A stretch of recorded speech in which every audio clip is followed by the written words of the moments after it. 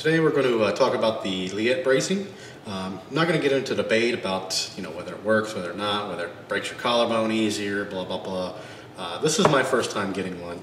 I'm going to try it. That's all I have to say about that. I mean, you guys can argue amongst yourselves and this, that, and the other. But today I'm going to focus on some adjustments and not really fitment. There's plenty of fitment videos out there, but I want to go over the actual adjustments and how to adjust them. We're going to be focusing on, this is the GPX Club 2. There are a few features in the Club 2 that do not apply to the Adventure, and I'll let you know what those are.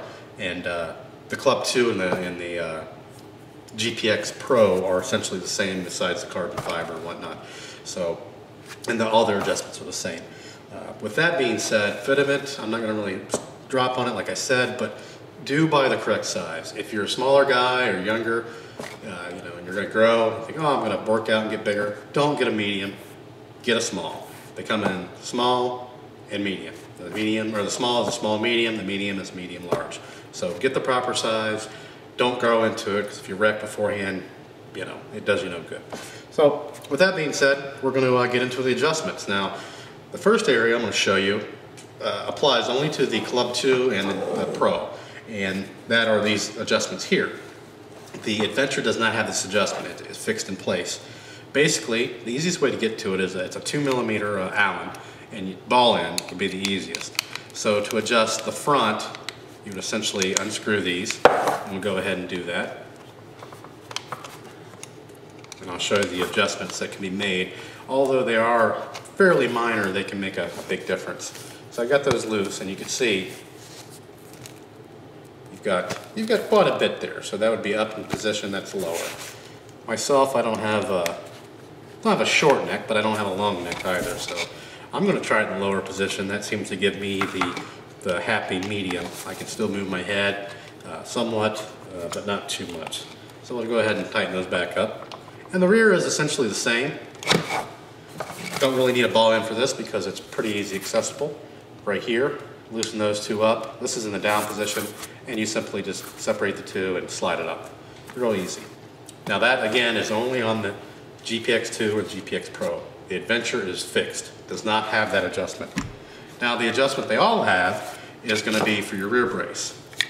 You can see in here, you've got two stacks. So you can either put the brace in front, which would make it the widest position, in the middle, which would be medium, and all the way in the back or the front, depending on how you look at this, that would actually be the back, more or less. That would be the smallest position. And to do that, you simply, if the brace is already in place, you've got to take this screw out. Again, 2mm, all of them are 2. I know people have asked that. Take that out, and you simply just slide it in place. I'm going to go ahead and put it in the middle.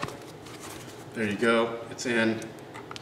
Go ahead and screw it in, snug it down. And there are torque settings in the book. I don't remember exactly what they are. If you don't have your book, it is available online, or if you send a message on there, I can look at my book and give you all the torque specifications. We've dropped our Allen, but anyway, so that's that adjustment. We'll just leave that kind of hanging there. Now, I kind of knew about those two adjustments. That's why I went with the Club 2, or those three, I should say. You got the front adjustment, back adjustment, and the rear. Now, the Adventure does have this adjustment, like I said, so that's not really specific to the Club 2. So I kind of knew about those two adjustments. That's why I went with the Club 2. The adjustments I really did not know about, and even when I went into the store, now I got this online, but when I went into the store to try them on, nobody mentioned it. They just fitted it and said, yeah, it seems like it fits pretty well.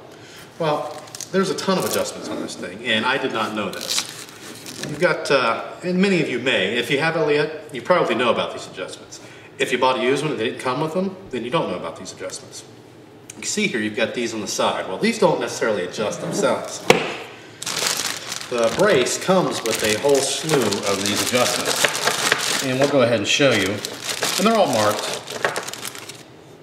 We'll just give you a couple, I'll tell you what they come with. Here's the largest adjustment. This is a 30. And you can see it's actually marked, if that'll focus.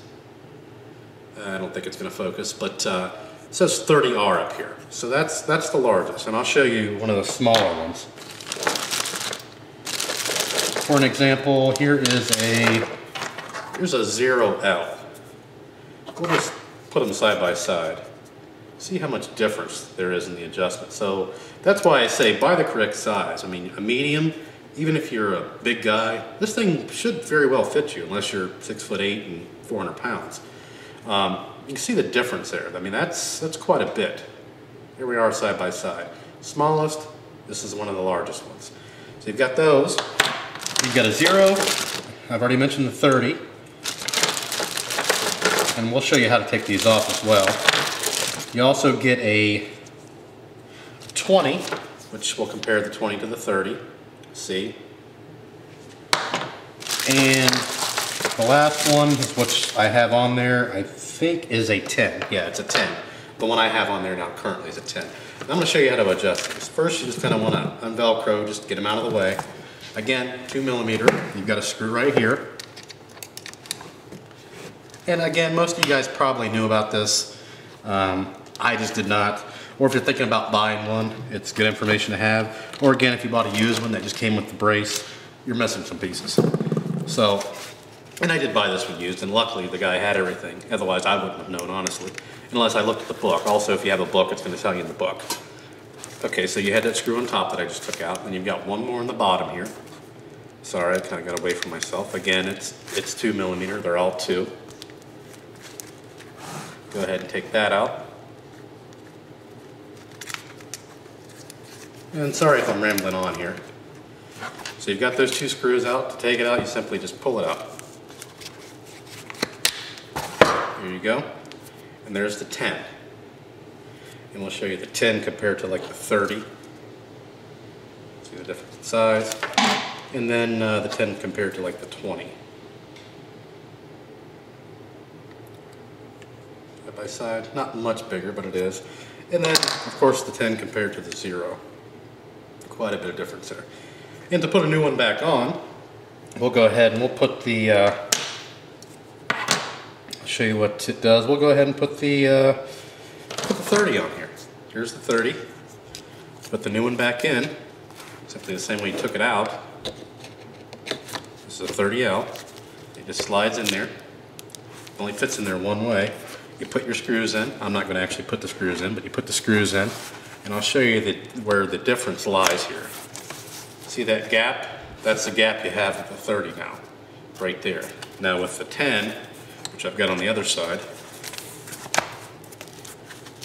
you can see the difference. Hardly any gap with the 10 over here. Look at that gap with the 30.